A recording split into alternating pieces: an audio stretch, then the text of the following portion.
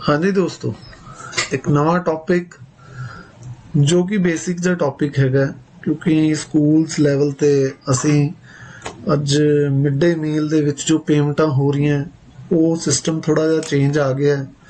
ਪੁਰਾਣਾ ਸਿਸਟਮ ਕੁਝ ਹੋਰ ਸੀ, ਨਵਾਂ ਸਿਸਟਮ ਕੁਝ ਹੋਰ ਹੈ ਤੇ ਪੇਮੈਂਟਾਂ ਕਰਨ ਦੇ ਵਿੱਚ ਕੁਝ ਟੀਚਰਸ ਨੂੰ ਹਾਲੇ ਵੀ ਪਰੇਸ਼ਾਨੀਆਂ ਹੋ ਰਹੀਆਂ। ਇਸ ਕਰਕੇ ਇਸ ਵੀਡੀਓ ਨੂੰ ਬਣਾਉਣ ਦਾ ਮਕਸਦ ਇੰਨਾ ਕਿ ਤੁਹਾਨੂੰ ਸਾਰਿਆਂ ਨੂੰ ਕੁਝ ਨੌਲੇਜ ਮਿਲ ਜੇ ਤੇ ਤੁਹਾਨੂੰ ਕੰਮ ਕਰਨ ਦੇ ਵਿੱਚ ਹੋਰ ਆਸਾਨੀ ਹੋ ਜੇ। ਤੇ ਦੋਸਤੋ, ਸਕੂਲ ਪੱਧਰ ਤੇ ਨਵਾਂ ਸਿਸਟਮ ਆਇਆ ਜਿਸ ਨੂੰ SNA ਸਿਸਟਮ ਯਾਨੀ ਕਿ ਸਿੰਗਲ ਨੋਡਲ ਅਕਾਊਂਟ ਸਿਸਟਮ ਕਿਹਾ ਜਾ ਰਿਹਾ ਤੇ PFMS ਪੋਰਟਲ ਦੇ ਨਾਮ ਨਾਲ ਵੀ ਅਸੀਂ ਜਾਣਦੇ ਹਾਂ। ਵੀ PFMS ਕੀ ਹੈ? ਪਬਲਿਕ ਫੰਡ ਮੈਨੇਜਮੈਂਟ ਸਿਸਟਮ, ਜਿਸ ਨੂੰ ਅੰਗਰੇਜ਼ੀ ਦੇ ਵਿੱਚ ਅਸੀਂ ਬੋਲ ਦਿੰਦੇ ਹੈਗੇ ਹਾਂ। ਇਸ ਸਿਸਟਮ ਨੂੰ ਸਮਝਣ ਵਾਸਤੇ ਦੋਸਤੋ ਸਾਨੂੰ ਸਭ ਤੋਂ ਜਿਹੜੀ ਜ਼ਰੂਰੀ ਗੱਲ ਹੈ ਉਹ ਇਹ ਹੈ ਕਿ ਸਾਨੂੰ ਪਹਿਲਾਂ ਇਹ ਜਾਣਨਾ ਪਏਗਾ ਕਿ ਪੁਰਾਣਾ ਤਰੀਕਾ ਕੀ ਸੀ, ਨਵਾਂ ਕੀ ਹੈ, ਬਦਲਾਵ ਆਇਆ ਕਿੱਥੇ ਹੈ ਤੇ ਬਦਲਾਵ ਕੀ ਹੈ, ਬਦਲਾਵ ਨੂੰ ਅਸੀਂ ਕਿਵੇਂ ਸਮਝਣਾ ਤੇ ਉਸਨੂੰ ਕਿਵੇਂ ਕਿਵੇਂ ਹੈਂਡਲ ਕਰਨਾ, ਉਸ ਚੀਜ਼ ਦੇ ਬਾਰੇ 'ਚ ਇਹ ਸਾਡੀ ਅੱਜ ਦੀ ਵੀਡੀਓ ਥੋੜੀ ਜਿਹੀ ਲੰਬੀ ਹੋ ਸਕਦੀ ਹੈ ਕਿਉਂਕਿ ਕਾਫੀ ਪਾਰਟਸ ਦੇ ਵਿੱਚ ਬਣੇਗੀ। तो ਤੁਸੀਂ ਕੋਸ਼ਿਸ਼ ਕਰਨਾ ਜੀ ਸਾਰੇ ਪਾਰਟਸ ਵੇਖੋਗੇ ਤਾਂ ਸ਼ਾਇਦ ਤੁਹਾਨੂੰ ਪੂਰੀ ਨੌਲੇਜ ਹੋ ਜਾਏਗੀ। तो ਸਿੰਗਲ ਨੋਡਲ ਅਕਾਊਂਟ ਦਾ ਸ਼ੁਰੂ ਕਰਦੇ ਹਾਂ ਜੀ। ਪੁਰਾਣਾ ਸਿਸਟਮ, ਸਭ ਤੋਂ ਪਹਿਲਾਂ ਤਾਂ ਪੁਰਾਣਾ ਸਿਸਟਮ ਕੀ ਸੀ? ਪੁਰਾਣੇ ਸਿਸਟਮ ਦੇ ਵਿੱਚ ਸਭ ਤੋਂ ਬੜੀ ਖੂਬੀ ਸੀ ਕਿ ਪੈਸਾ ਅਸਲ ਦੇ ਵਿੱਚ ਟਰੈਵਲ ਕਰਦਾ ਸੀ। ਟਰੈਵਲ ਦਾ ਮਤਲਬ ਕਿ ਇੱਕ ਖਾਤੇ ਚੋਂ ਦੂਜੇ ਖਾਤੇ ਚਲਾ ਗਿਆ, ਦੂਜੇ ਚੋਂ ਫਿਰ ਅੱਗੇ ਡਿਸਬਰਸਮੈਂਟ ਹੁੰਦੀ ਸੀਗੀ। ਇੱਕ ਸਕੂਲ ਦੇ ਅਗਰ ਕੋਈ ਖਾਤਾ ਹੈ ਤਾਂ ਉਹਦੇ ਵਿੱਚ ਅਸਲ ਦੇ ਵਿੱਚ ਪੈਸਾ ਆ ਰਿਹਾ ਸੀ। ਠੀਕ ਹੈ ਜੀ। ਸਕੂਲ ਤੋਂ ਜਿਵੇਂ ਡਿਸਟ੍ਰਿਕਟ ਤੋਂ ਬਲਾਕ, ਬਲਾਕ ਤੋਂ ਸਕੂਲ। ਤੇ ਦੂਸਰੀ ਖਾਸੀਅਤ ਇਹ ਸੀ ਕਿ ਖਾਤੇ ਕਿਸੇ ਵੀ ਬੈਂਕ 'ਚ ਖੋਲ੍ਹੇ ਜਾ ਸਕਦੇ ਸੀ। ਸਕੂਲ ਦੇ, ਬਲਾਕ ਦੇ, ਡਿਸਟ੍ਰਿਕਟ ਦੇ ਕਿਸੇ ਵੀ ਬੈਂਕ 'ਚ ਖੋਲ੍ਹ ਲਓ ਖਾਤਾ। ਇਹ ਵੀ ਇੱਕ ਪੁਰਾਣੇ ਤਰੀਕੇ ਦੇ ਵਿੱਚ ਖੂਬੀ ਸੀ। ਤੇ ਪੈਸੇ ਜਦੋਂ ਤੁਹਾਨੂੰ ਕੋਈ ਬਲਾਕ ਟ੍ਰਾਂਸਫਰ ਕਰਦਾ ਸੀ, ਸਕੂਲਾਂ ਦੀ ਅਗਰ ਮੈਂ ਗੱਲ ਕਰਾਂ ਤਾਂ ਸਕੂਲਾਂ ਨੂੰ ਬਲਾਕ ਵੱਲੋਂ ਸੂਚਨਾ ਦਿੱਤੀ ਜਾਂਦੀ ਸੀ ਵੀ ਤੁਹਾਨੂੰ ਇੰਨੇ ਪੈਸੇ ਕੁਕਿੰਗ ਕਾਸਟ ਦੇ ਤੇ ਇੰਨੇ ਪੈਸੇ ਕੁੱਕ ਸੈਲਰੀ ਤੇ ਦਿੱਤੇ ਜਾ ਰਹੇ ਹੈਗੇ। ਯਾਨੀ ਕਿ ਕੁੱਕ ਜੋ ਵੀ ਪੈਸਾ ਸਕੂਲ ਨੂੰ ਮਿਲਦਾ ਸੀ ਉਸਦੀ ਬਾਈਫਰਕੇਸ਼ਨ ਦੀ ਜਿਹੜੀ ਸੂਚਨਾ ਉਹ ਬਲਾਕ ਦਿੰਦਾ ਸੀਗਾ। ਹਰੇਕ ਸਕੂਲ ਤੇ ਮਤਲਬ ਬਲਾਕ, ਸਕੂਲ, ਡਿਸਟ੍ਰਿਕਟ ਹਰੇਕ ਲੈਵਲ ਤੇ ਹੀ ਕੈਸ਼ ਬੁੱਕ ਲਿਖੀ ਜਾ ਰਹੀ ਸੀ। ਵਾਊਚਰ ਫਾਈਲਾਂ, ਪੇਸਟ ਫਾਈਲ ਵੀ ਕਹਿ ਦਿੰਦੇ ਆ ਸਕੂਲ ਲੈਵਲ ਤੇ, ਲੈਜਰ ਬੁੱਕਸ, ਇਹ ਸਾਰੀਆਂ ਬੈਂਕ ਸਟੇਟਮੈਂਟਸ ਮੇਨਟੇਨ ਹੋ ਰਹੀਆਂ ਸੀਗੀਆਂ। ਯਾਨੀ ਕਿ ਹਰੇਕ ਪੈਸੇ ਦਾ ਹਿਸਾਬ ਰੱਖਿਆ ਜਾ ਰਿਹਾ ਸੀ। ਜਿਹੜੀ ਇੱਕ ਬਹੁਤ ਪੁਰਾਣੇ ਸਿਸਟਮ 'ਚ ਖੂਬੀ ਸੀ ਉਹ ਸੀਗੀ ਕਿ ਤੁਸੀਂ ਕੈਸ਼ ਕਢਾਉਣਾ ਬੈਂਕ ਤੋਂ, ਚੈੱਕ ਲਗਾਓ, ਚੈੱਕ ਰਾਹੀਂ ਕੈਸ਼ ਵਿਡਰਾਅ ਕਰ ਲਓ, ਆਪਣਾ ਵਾਊਚਰ ਭਰ ਕੇ ਵਿਡਰਾਅ ਕਰ ਲਓ।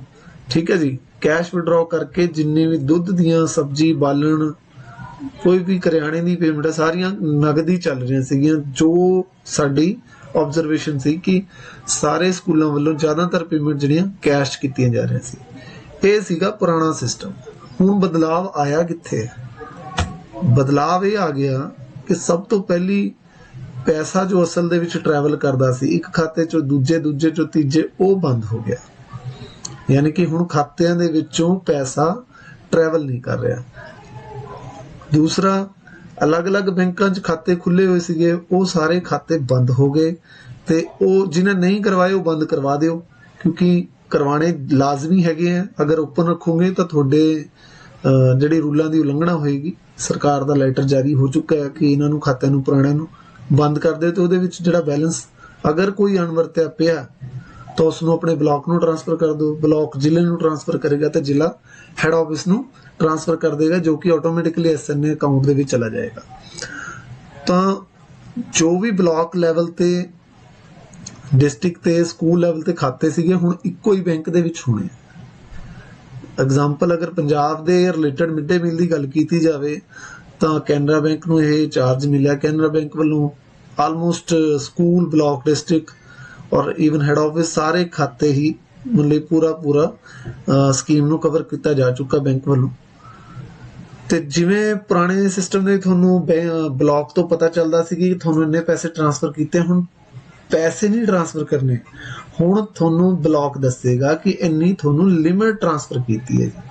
ਯਾਨੀ ਕਿ ਪੈਸੇ ਟ੍ਰਾਂਸਫਰ ਨਹੀਂ ਹੋ ਰਹੇ, ਪੈਸੇ ਥਾਂ ਤੇ ਤੁਹਾਨੂੰ ਲਿਮਿਟ ਟ੍ਰਾਂਸਫਰ ਹੋਏਗੀ ਔਰ ਲਿਮਿਟ ਜਿਹੜੀ ਹੈ ਇਹ PFMS ਪੋਰਟਲ ਤੇ ਹੀ ਹੋਏਗੀ ਔਰ ਪੋਰਟਲ ਰਾਹੀਂ ਹੀ ਇਸ ਲਿਮਿਟ ਨੂੰ ਦੇਖਿਆ ਜਾ ਸਕਦਾ ਹੈ, ਵਰਤਿਆ ਜਾ ਸਕਦਾ ਹੈ। ਠੀਕ ਹੈ ਜੀ।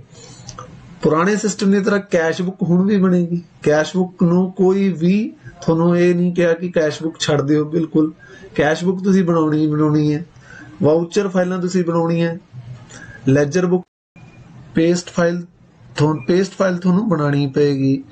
ਜਿਵੇਂ ਕਰਿਆਣੇ ਦੇ ਬਿੱਲ ਹੋ ਗਏ, ਦੁੱਧ ਸਬਜ਼ੀ ਬਾਲਣ ਦੇ ਬਿੱਲ ਹੋ ਗਏ, ਸਾਰੇ ਤੁਹਾਨੂੰ ਬਿੱਲ ਤਾਂ ਰੱਖਣੇ ਹੀ ਪੈਣਗੇ ਕਿਉਂਕਿ ਆਡਿਟ ਲਈ ਜ਼ਰੂਰੀ ਹੈਗੇ ਆ।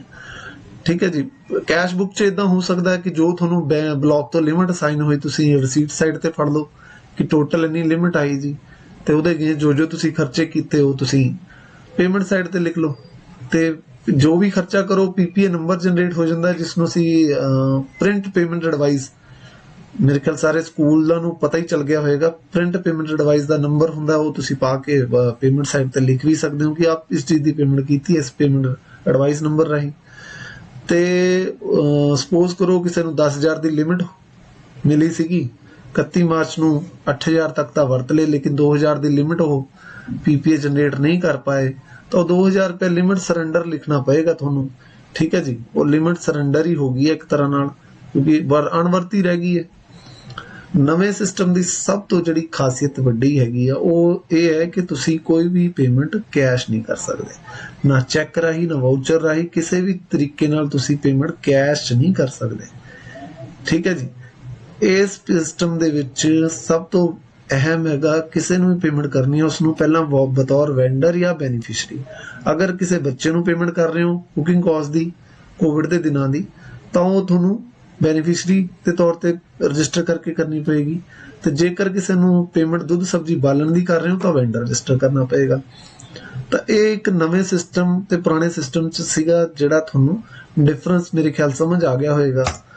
ਤੇ ਉਸ ਤੋਂ ਬਾਅਦ ਸਾਡਾ ਨਵੇਂ ਸਿਸਟਮ ਦੇ ਵਿੱਚ ਲਾਗੂ ਹੋਣ ਨਾਲ ਕੁਝ ਮਨ 'ਚ ਵਿਚਾਰ, ਥੋੜੇ ਕੁਝ ਕੁਐਸਚਨਸ ਆ ਗਏ ਹੋਣੇ ਆ, ਮੈਂ ਉਹਨਾਂ ਕੁਐਸਚਨਸ ਦਾ ਜਵਾਬ ਇੱਕ ਇੱਕ ਕਰਕੇ ਦੇ ਰਿਹਾ। ਸਭ ਤੋਂ ਪਹਿਲਾਂ ਤਾਂ ਕਿ ਕੀ ਕੋਈ ਅਦਾਇਗੀ ਕੈਸ਼ 'ਚ ਕੀਤੀ ਜਾ ਸਕਦੀ ਹੈ ਕਿ ਨਹੀਂ। ਸਕੂਲ ਪੱਧਰ ਤੇ ਕੋਈ ਵੀ ਪੇਮੈਂਟ ਡਾਇਰੈਕਟਲੀ ਤੁਸੀਂ ਕੈਸ਼ ਨਹੀਂ ਕਰ ਸਕਦੇ, ਡਾਇਰੈਕਟਲੀ ਮਤਲਬ ਖਾਤੇ 'ਚੋਂ ਕਢਾ ਕੇ ਨਹੀਂ ਕਰ ਸਕਦੇ, ਕਿਉਂਕਿ ਉਹ ਜਿੰਨੇ ਵੀ ਤੁਹਾਡੇ ਖਾਤੇ ਖੁੱਲੇ ਉਹ ਜ਼ੀਰੋ ਬੈਲੈਂਸ ਖਾਤੇ ਹੈ।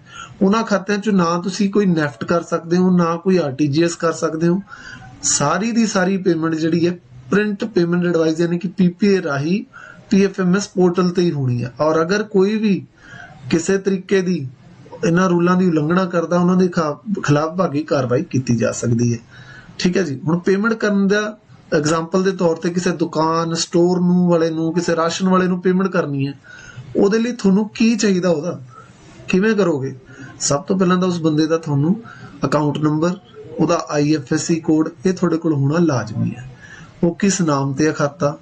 ਉਸ ਤੋਂ ਬਾਅਦ ਤੁਸੀਂ ਆਪਣਾ ਇੱਕ ਡਾਟਾ ਆਪਰੇਟਰ ਦਾ ਲੌਗਇਨ ID ਖੋਲੋਗੇ, ਉਸ ID ਦੇ ਵਿੱਚ ਵੈਂਡਰ ਨੂੰ ਰਜਿਸਟਰ ਕਰੋਗੇ, ਤੇ ਉਹ ਜਦੋਂ ਉਹਦਾ ਬੈਂਕ ਦਾ ਸਟੇਟਸ ਸਕਸੈਸ ਆ ਜਾਂਦਾ ਹੈ, ਯਾਨੀ ਕਿ ਉਹਦਾ ਬੈਂਕ ਦਾ ਸਟੇਟਸ ਆਟੋਮੈਟਿਕਲੀ ਅਪਡੇਟ ਹੁੰਦਾ ਹੈ ਕਿ ਇਹ ਖਾਤਾ ਚੱਲ ਰਿਹਾ ਹੈ, ਸਹੀ ਹੈ, ਖਾਤਾ ਨੰਬਰ IFSC ਕੋਡ ਤੇ ਨਾਮ ਮੈਚ ਕਰ ਗਏ, ਤੇ ਉਹ ਅੱਗੇ ਸਟੇਟਸ ਆ ਜਾਂਦਾ ਸਕਸੈਸ। ਜਦੋਂ ਸਕਸੈਸ ਆ ਗਿਆ ਉਸ ਤੋਂ ਬਾਅਦ ਤੁਸੀਂ ਉਸਨੂੰ ਐਕਸਪੈਂਡੀਚਰ 'ਚ ਐਡ ਕਰਕੇ ਆਪਣਾ ਵੈਂਡਰ ਨੂੰ ਪੇਮੈਂਟ ਕਰ ਸਕਦੇ ਹੋ। ਉਹ ਪ੍ਰੋਸੈਸ ਹੈ, ਅੱਗੇ ਤੁਹਾਨੂੰ ਵੀਡੀਓ ਦੇ ਵਿੱਚ ਆਪਣੇ ਆਪ ਕਲੀਅਰ ਹੋ ਜਾਏਗਾ। ਹੁਣ ਕਿਸੇ ਸਕੂਲ ਨੂੰ ਅਗਰ ਕੋਈ ਵੀ ਛੋਟਾ ਮੋਟਾ ਖਰਚਾ ਅਗਰ ਕੋਈ ਨਗਦ ਕਰਨਾ ਪੈ ਹੀ ਜਾਂਦਾ ਹੈ, ਤਾਂ ਉਹਦੇ ਲਈ ਇੱਕ ਪ੍ਰਾਵਧਾਨ ਹੈ, ਇਹ ਵਰਤਿਆ ਜਾ ਸਕਦਾ ਹੈ ਕਿ ਕਿਸੇ ਟੀਚਰ ਦੇ, ਸਕੂਲ ਮੁਖੀ ਦੇ ਜਾਂ ਮਿਡ ਡੇ ਮੀਲ ਇੰਚਾਰਜ ਆਪਣੇ ਆਪ ਨੂੰ ਵੈਂਡਰ ਰਜਿਸਟਰ ਕਰੇ ਤੇ ਆਪਣੇ ਖਾਤੇ 'ਚ ਪੈਸੇ ਲੈ ਕੇ ਉਸਨੂੰ ਨਗਦ ਕਢਵਾ ਕੇ ਉਸਨੂੰ ਦੇ ਦੇਵੇ। ਜੇਕਰ ਕੋਈ ਦੁੱਧ ਸਬਜ਼ੀ ਵਾਲਾ ਤੁਹਾਨੂੰ ਲੱਗਦਾ ਕਿ ਇਹ ਪੇਮੈਂਟਾਂ ਨਹੀਂ ਅਕਾਊਂਟ 'ਚ ਕੀਤੀਆਂ ਜਾ ਸਕਦੀਆਂ, ਤਾਂ ਉਹ ਇਸ ਤਰੀਕੇ ਨਾਲ ਉਸਨੂੰ ਵਰਤਿਆ ਜਾ ਸਕਦਾ। ਕੁੱਕ ਕਮ ਹੈਲਪਰ, ਜਿੰਨੇ ਵੀ ਖਾਣਾ ਬਣਾਉਣ ਲਈ ਕੁੱਕ ਰੱਖੇ ਹੋਏ ਆ, ਉਹਨਾਂ ਦੀ ਸਾਰਿਆਂ ਦੀ ਪੇਮੈਂਟ ਜੋ ਹੈ ਨਗਦ ਨਹੀਂ ਕਰਨੀ ਕਿਸੇ ਵੀ ਕੁੱਕ ਦੀ। ਹਰੇਕ ਦਾ ਖਾਤਾ IFSC ਕੋਡ ਰਜਿਸਟਰ ਹੋਏਗਾ, ਸਕਸੈਸ ਹੋਏਗਾ, ਤੇ ਸਿੱਧੀ ਉਹਦੇ ਖਾਤੇ 'ਚ ਪੇਮੈਂਟ ਹੋਏਗੀ। ਇਹ ਫਿਲਹਾਲ ਅਸੀਂ ਬਲੌਕਸ ਤੋਂ ਪੇਮੈਂਟਸ ਕਰਵਾ ਰਹੇ ਹਾਂ, ਤੇ ਆਉਣ ਵਾਲੇ ਦਿਨਾਂ ਦੇ ਵਿੱਚ ਇਹ ਸਕੂਲ ਲੈਵਲ ਵਾਲਿਆਂ ਨੂੰ, ਸਕੂਲਾਂ ਵਾਲਿਆਂ ਨੂੰ ਵੀ ਕਰਨੀਆਂ ਪੈਣਗੀਆਂ। ਠੀਕ ਹੈ ਜੀ। ਕੁੱਕ ਦਾ ਖਾਤਾ ਭਾਵੇਂ ਜਿਹੜੇ ਮਰਜ਼ੀ ਬੈਂਕ 'ਚ ਹੋਵੇ, ਉਹ ਕੋਈ ਬੰਦਿਸ਼ ਨਹੀਂ ਹੈ। ਕੁੱਕ SBI 'ਚ ਹੋਵੇ, ਇੰਡਸਇੰਡ 'ਚ ਹੋਵੇ, ਕਿਸੇ ਵੀ ਐਨੀ ਬੈਂਕ। ਠੀਕ ਹੈ ਜੀ। ਤੇ ਸਕੂਲ, ਹਰੇਕ ਸਕੂਲ ਕੋਲ ਪੇਮੈਂਟ ਕਰਨ ਤੋਂ ਪਹਿਲਾਂ ਜੋ ਇੱਕ ਬਹੁਤ ਅਹਿਮ ਜਾਣਕਾਰੀ ਸਕੂਲ ਆਪਣੇ ਕੋਲ, ਮਿਡ ਡੇ ਮੀਲ ਇੰਚਾਰਜ ਆਪਣੇ ਕੋਲ ਪ੍ਰਿੰਟ ਕੱਢ ਕੇ ਲਾਵੇ, ਉਹ ਹੈਗਾ ਕਿ ਉਸਦਾ ਖਾਤਾ ਕੈਨਰਾ ਬੈਂਕ ਦੀ ਕਿਹੜੀ ਬ੍ਰਾਂਚ ਹੈ, ਉਸਦਾ ਖਾਤਾ ਨੰਬਰ ਕੀ ਹੈ, ਉਸ ਬ੍ਰਾਂਚ ਦੇ ਮੈਨੇਜਰ ਦਾ ਨੰਬਰ ਕੀ ਹੈ, ਤੇ ਉਸ ਬ੍ਰਾਂਚ ਦੀ ਆਫੀਸ਼ੀਅਲ ਈਮੇਲ ਆਈਡੀ ਕੀ ਹੈ, ਇਹ ਆਪਣੇ ਕੋਲ ਰੱਖ ਲਓ। ਕਿਉਂਕਿ ਪੀਪੀਏ ਜਿਹੜੀ ਹੈਗੀ ਹੈ ਜਦੋਂ ਸਿਸਟਮ ਤੋਂ ਜਨਰੇਟ ਹੋ ਜਾਂਦੀ ਹੈ ਉਸ ਦੇ ਉੱਪਰ ਤੁਸੀਂ ਦਸਤਖਤ ਕਰਵਾਉਂਦੇ ਆ, ਸਟੈਂਪ ਲਗਾ ਲੈਂਦੇ ਆ, ਤੇ ਉਹਦਾ ਸਕੈਨ ਕਰਕੇ ਤੁਹਾਨੂੰ ਬੈਂਕ ਨੂੰ ਭੇਜਣਾ ਜ਼ਰੂਰੀ ਹੁੰਦਾ ਹੈ। ਹਾਰਡ ਕਾਪੀ ਜਿਹੜੀ ਹੈਗੀ ਹੈ ਉਹ ਤੁਸੀਂ ਯਾਨੀ ਕਿ ਜਿਹੜੀ ਅਸਲ ਕਾਪੀ ਜਿਹਨੂੰ ਕਹਿ ਦਿੰਦੇ ਉਹ ਤੁਸੀਂ ਬੈਂਕ ਨੂੰ ਅਗਰ ਨੇੜੇ ਹੈ ਬ੍ਰਾਂਚ ਤਾਂ ਤੁਸੀਂ ਦੇ ਆਓ, ਅਗਰ ਨਹੀਂ ਹੈ ਨੇੜੇ ਤਾਂ ਤੁਸੀਂ ਇਕੱਠੀਆਂ ਮਹੀਨੇ ਦੀਆਂ ਆਪਣੇ ਕੋਲ ਰੱਖ ਲਓ ਕਰਕੇ, ਤੇ ਕਿਤੇ ਮੀਟਿੰਗ ਹੁੰਦੀ ਹੈ ਕਿਸੇ ਬਲਾਕ ਲੈਵਲ ਤੇ, ਜ਼ਿਲ੍ਹੇ ਲੈਵਲ ਤੇ, ਕਿਤੇ ਜਿੱਥੇ ਬ੍ਰਾਂਚ ਹੈਗੀ ਉਹਦੇ ਨੇੜੇ ਤੇੜੇ ਕਦੇ ਚੱਕਰ ਲੱਗੇ ਤਾਂ ਤੁਸੀਂ ਦੇ ਆਓ। ਇਹ ਥੋੜਾ ਬ੍ਰਾਂਚ ਮੈਨੇਜਰ ਦੇ ਨਾਲ ਟਾਈ ਅਪ ਰਹੇਗਾ। ਕੋਈ ਕੰਪਲਸ਼ਨ ਨਹੀਂ ਹੈ ਕਿ ਤੁਸੀਂ ਪੀਪੀਏ ਪ੍ਰਿੰਟ ਕੱਢੀ ਹੈ ਤੇ ਹਾਰਡ ਕਾਪੀ ਦੇਣ ਹੀ ਜਾਣਾ ਹੈ। ਅਗਰ ਇਸ ਤਰ੍ਹਾਂ ਦਾ ਕੋਈ ਤੁਹਾਡੇ hard and fast rule apply ਹੁੰਦਾ, ਹਾਂ ਬੈਂਕ ਨੂੰ ਪੀਪੀਏ ਦੀ ਅਸਲ ਕਾਪੀ ਚਾਹੀਦੀ ਹੈ ਕਿਉਂਕਿ ਉਹਨਾਂ ਦਾ ਆਡਿਟ ਹੁੰਦਾ, ਲੇਕਿਨ ਅਸੀਂ ਇਹ ਜ਼ਰੂਰੀ ਨਹੀਂ ਕਿ ਉਸੇ ਦਿਨ ਦਈਏ ਤੇ ਉਹ ਤਦ ਹੀ ਕਰਨਗੇ।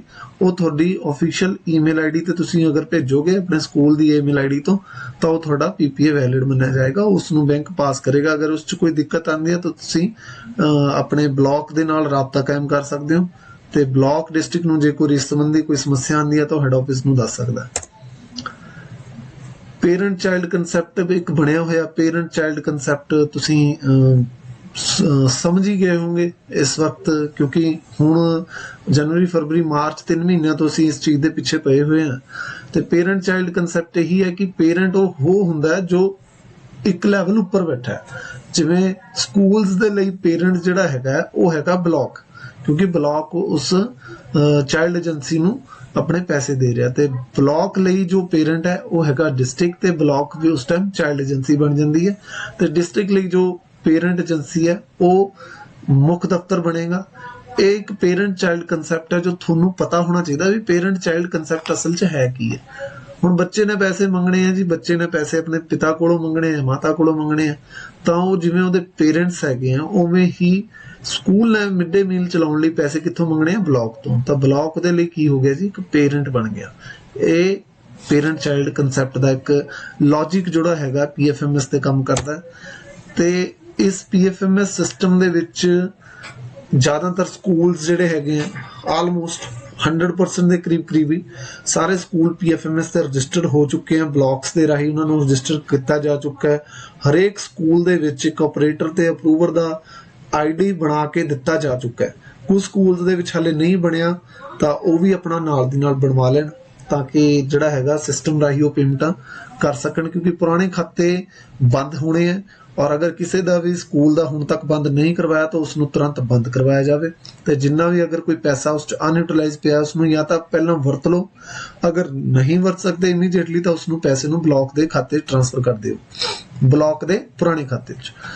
ਤਾਂ ਇਸ ਸਿਸਟਮ ਨੂੰ ਚਲਾਉਣ ਵਾਸਤੇ ਇਹ 3 ਆਈਡੀ ਜਿਹੜੇ ਹੈਗੇ, ਜਿਵੇਂ ਤੁਸੀਂ ਸਕਰੀਨ ਤੇ ਦੇਖ ਰਹੇ ਹੋ ਰੈੱਡ ਕਲਰ ਦੇ ਵਿੱਚ, ਏਜੰਸੀ ਐਡਮਿਨ ਦਾ ਆਈਡੀ ਕਹਿ ਦਿੰਦੇ ਆ, ਏਜੰਸੀ ਡਾਟਾ ਆਪਰੇਟਰ ਦਾ ਆਈਡੀ ਕਹਿ ਦਿੰਦੇ ਆ, ਤੇ ਏਜੰਸੀ ਡਾਟਾ ਅਪਰੂਵਰ ਦਾ ਆਈਡੀ ਕਹਿ ਦਿੰਦੇ ਆ।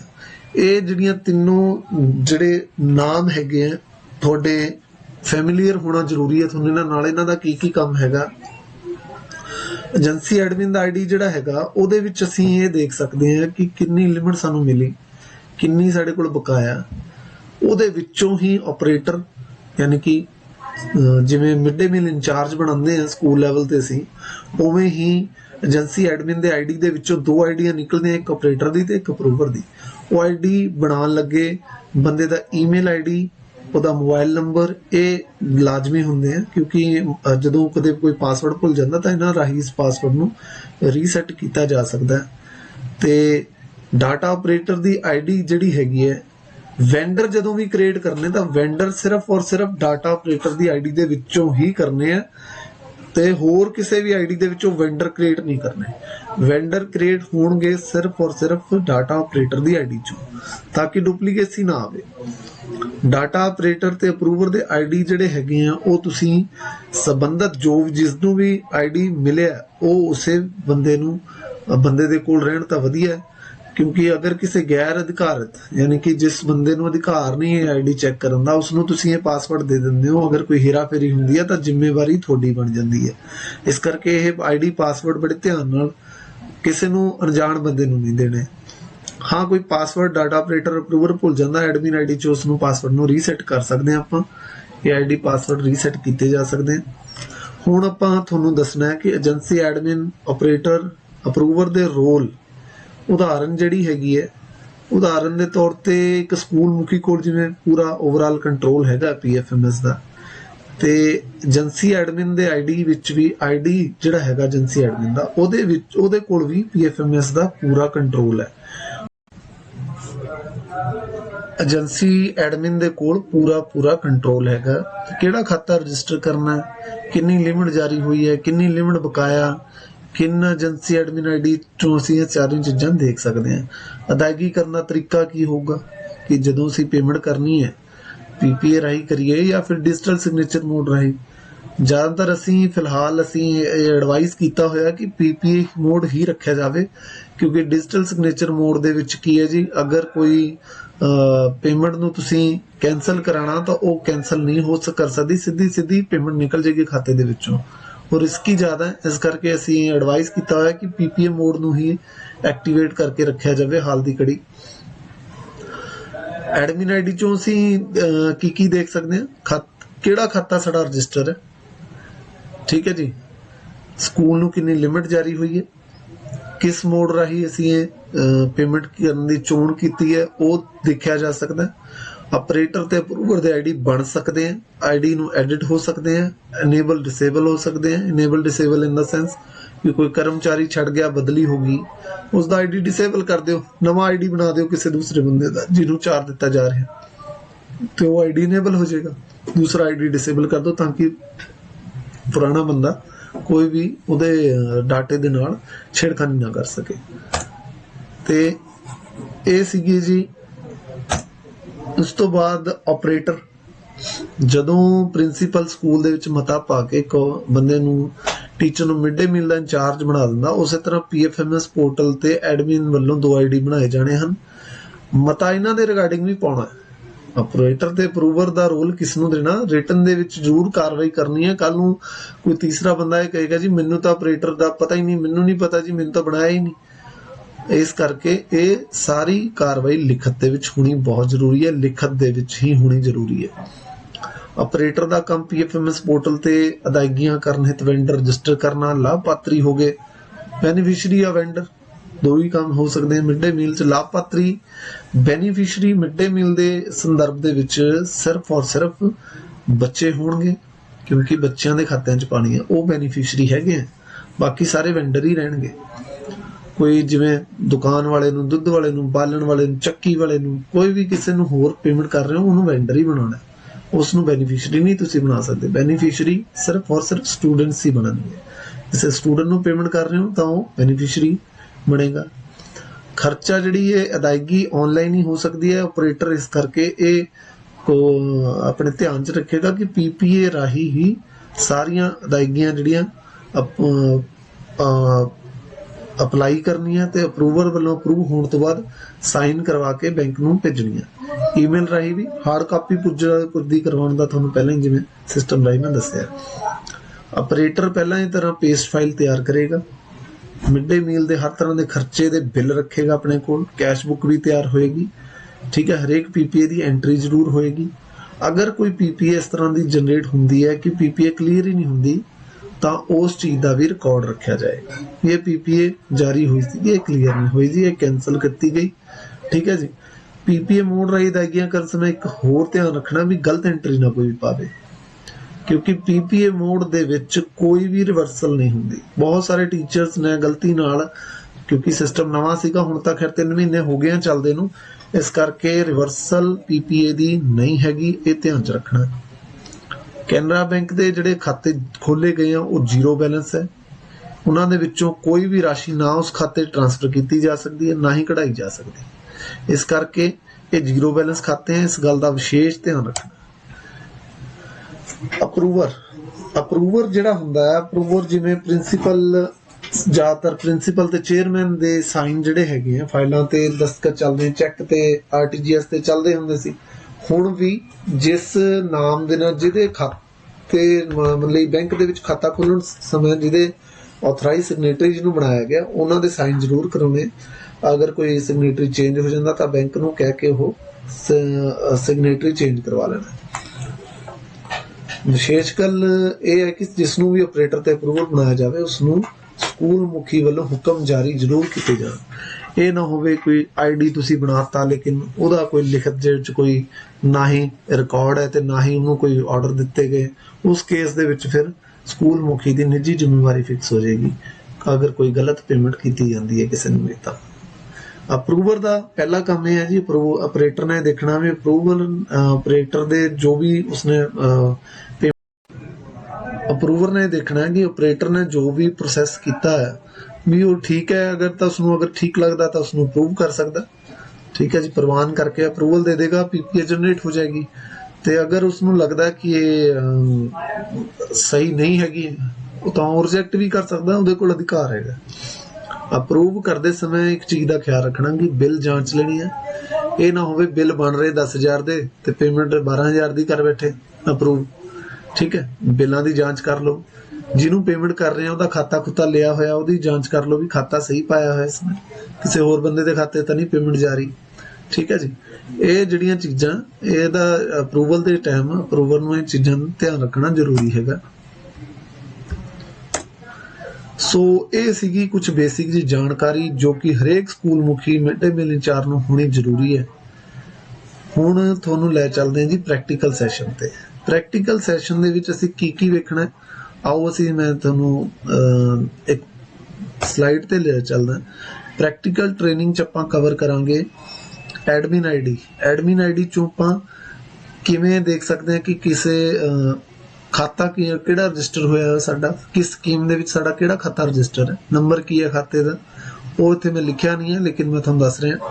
ਸਕੂਲ ਨੂੰ ਕਿੰਨੀ ਲਿਮਿਟ ਜਾਰੀ ਹੋਈ ਹੈ, ਕਿੰਨੀ ਵਰਤ ਲਈ ਹੈ, ਕਿੰਨੀ ਬਕਾਇਆ, ਇਹ ਵੇਖ ਸਕਦੇ ਹਾਂ। ਅਦਾਇਗੀ ਦਾ ਤਰੀਕਾ ਕੀ ਰਹੂਗਾ ਇਹ ਚੁਣਨ ਦਾ ਅਧਿਕਾਰ ਵੀ ਇਸ ਆਈਡੀ ਦੇ ਵਿੱਚ ਹੈ। ਆਪਰੇਟਰ ਤੇ ਅਪਰੂਵਰ ਦੀ ਆਈਡੀ ਕਿਵੇਂ ਬਣਾਈ ਜਾ ਸਕਦੀ ਹੈ, ਕਿਸ ਨੂੰ ਅਸਾਈਨ ਕਰਨਾ ਹੈ, ਇਹਦਾ ਅਧਿਕਾਰ ਇਸ ਆਈਡੀ ਦੇ ਵਿੱਚੋਂ ਦਿੱਤਾ ਜਾਂਦਾ ਹੈ। ਆਪਰੇਟਰ ਤੇ ਅਪਰੂਵਰ ਨੂੰ ਇਨੇਬਲ ਤੇ ਡਿਸੇਬਲ ਕਰਨਾ, ਇਹ ਸਾਰੇ ਟੌਪਿਕ ਜਿਹੜੇ ਹੈਗੇ ਆ ਅਸੀਂ ਪ੍ਰੈਕਟੀਕਲ ਸੈਸ਼ਨ ਦੇ ਵਿੱਚ ਕਵਰ ਕਰ ਰਹੇ ਹਾਂ। ਸੋ ਉਮੀਦ ਹੈ ਕਿ ਤੁਹਾਨੂੰ ਇਹ ਚੀਜ਼ ਬਾਰੇ ਅੱਗੇ ਪ੍ਰੈਕਟੀਕਲ ਦੇਖ ਕੇ ਤੁਹਾਨੂੰ ਕਲੀਅਰ ਹੋ ਜਾਏ।